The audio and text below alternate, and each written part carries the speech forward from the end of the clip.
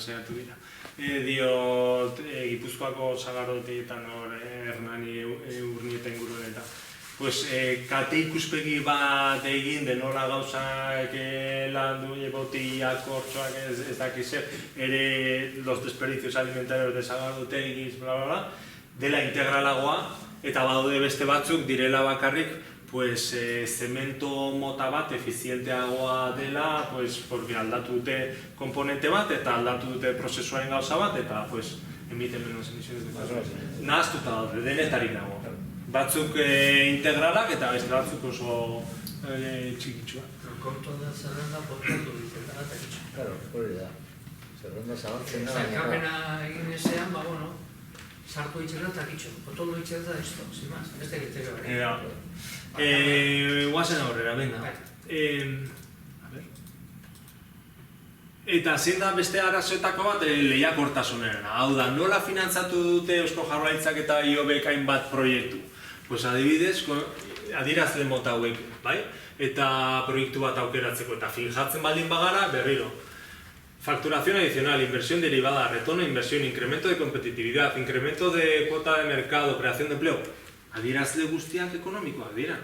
Osea, no? Horiek gehiengoak. Hemen bai, por fin, ahorro de materiales, toneladas anuales. Hori bai bada unitate biofisiko garbi bat. Baina, 12 adierazleetatik bakarra da biofisiko zuzena. Orduan, proiektuak sustatzerako, kontutan hartzen da gehiago lehiakortasuna beste hori du baino. Gainera oso, nortzeko horret, oso, ez dira oso mensurable, oso deko incremento... Bueno, bai ebaluatzen dira nahiko ondo horiek, diot, porque dira subentzio publikoak eta bakizu murritzak dira, orduan enpresak aurkezten dira, ez ditu guztiak, osea, puntuazioa zentzu horretan nahiko txukun egiten da, bai? Baina hori, bueno, eta honetan ja ez gara sartuko, baina bakarrik adieraztearren, claro, EAeko estrategia dator bat Europako normatibea guztiekin, eta hau da Europa mailan aplikatzen duten panel de indicadores de economía circular. Eta hemen denetarik dago. Generación de residuos, hor daude. Hau ez dizuet galdetu, los municipales per cápita, zenbat kilo pentsatzen zenuten. Aparte de las comidas, beste poltsa batzuk gesten ditugu sakarrena. 544 kilos por habitante al año. O sea, 1 kilo y pico, kilo y tercio, diario. Bueno, batzuk badaude hemen, los 188 de residuos de alimentos, eta batzuetan hobetu dugu, en los de reciclaje, baina beste batzuetan okertu dugu, eta dira, zenbat tonelada pertsonako erabiltzen ditugu. Gero zentratuko gara horretan. Eta datuak saltatuko ditut, gero nahi baduzue, bueltatzen gara datuetara. Bakarrik hau segundu bat, zergatik? Ez zait,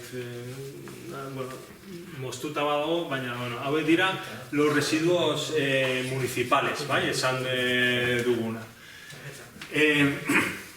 Hemen berriro kontzeptua bueltatzen gara hasierako bederatzi erre horien jerarkiara.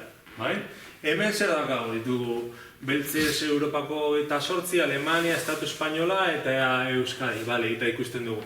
Ostras, Alemaniak dira sortzen dituzten biztanleko residuo gehien. Eta ordea hemen Euskadin, joera ez da ona, porque hemen jitsi ginen bai krisiagatik, baina krisi hori pasa ostean berriro gora gindoa zen eta Europar Batasunaren goitik gaude, beraz ez da horren ondo.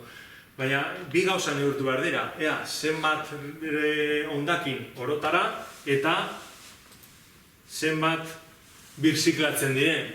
Eta Alemaniak birziklatzen ditu pilo bat, 1,77, eta guk ordea 1,18 inguru bakarrik, dela oso gutxi. Baina berriro hemen bi gauzakin behar dira. Garrantzitsuagoa da, batzuta esaten, Europarko herrialde batzuk asko birziklatzen dut ez da ez. Garrantzitsuena ez eta reducir, luego reciclar. Orduan garrantzitsuena da murriztu, kiloago murriztea. Eta bigarren gauza garrantzitsuena agian, bigarren edo hirugarren aurkezea, bai da las tasas de reciclaje. Askotan entzungo duzu zuen udalerri guztietan, no, hemos reciclado no sé cuántos kilos más. Ah, muy bien, pero ¿cuánto has reducido? Es lo que realmente hay que preguntar.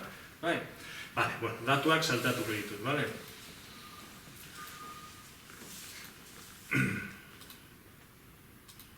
Eta, orduan jatzen gara laugarren puntura, porque ja pasatzen ari naiz.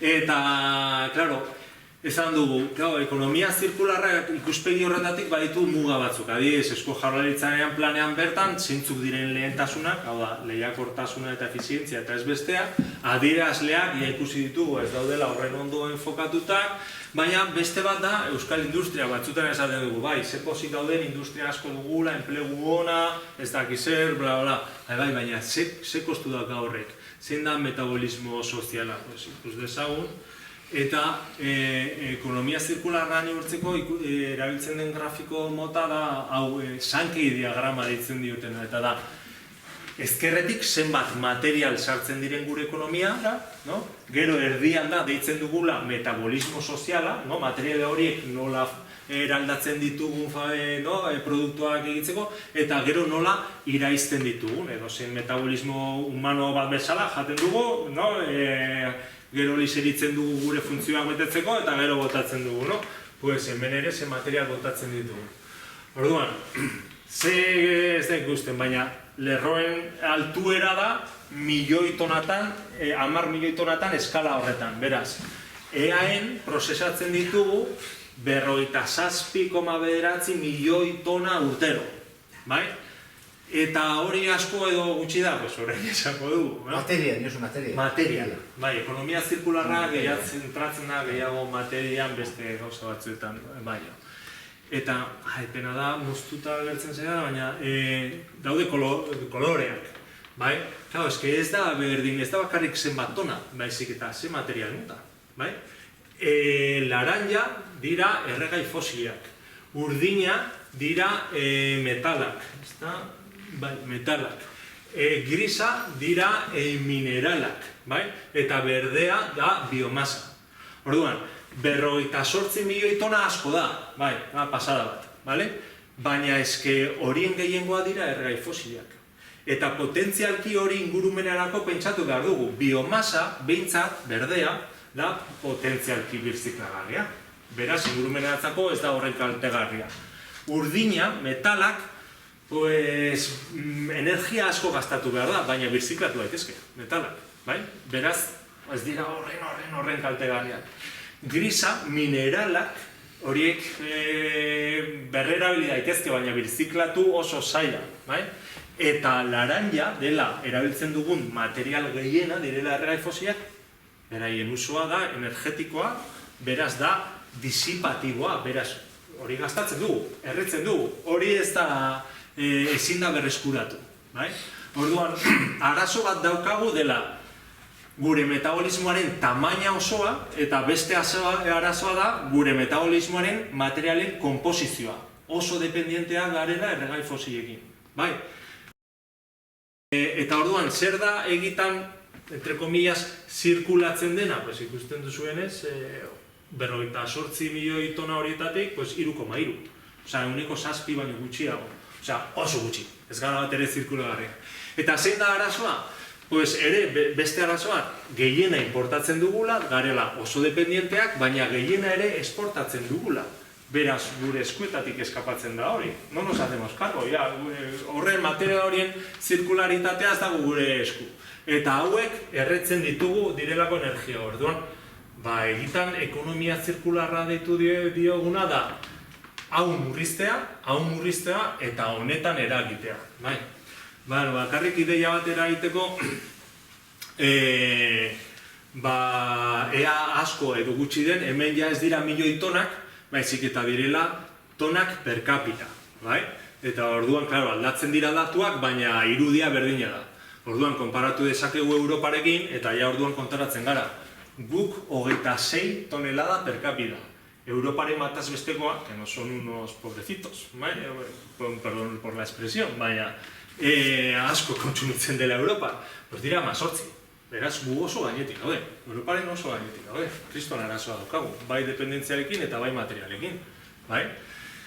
Bale, eta gainera, esaten dugunean, egin nahi dela trantsizio bat, egitan agian da aldatuko dela material batzuen konposizioa, baina ez horren beste tamaina. Por qué? Porque trantsizio horiek egiteko, bai berriztagarriak, bai mobilitate elektrikoa, bai bestelako espazio delakoa, egitan behar ditugu material berezi batzuk oso dependienteak garena horietara. Osea, aldatuko ditugu material mota batzuk beste batzuetatik, ez dugu murriztuko erabiltzen dugun material kantitatea. Bai?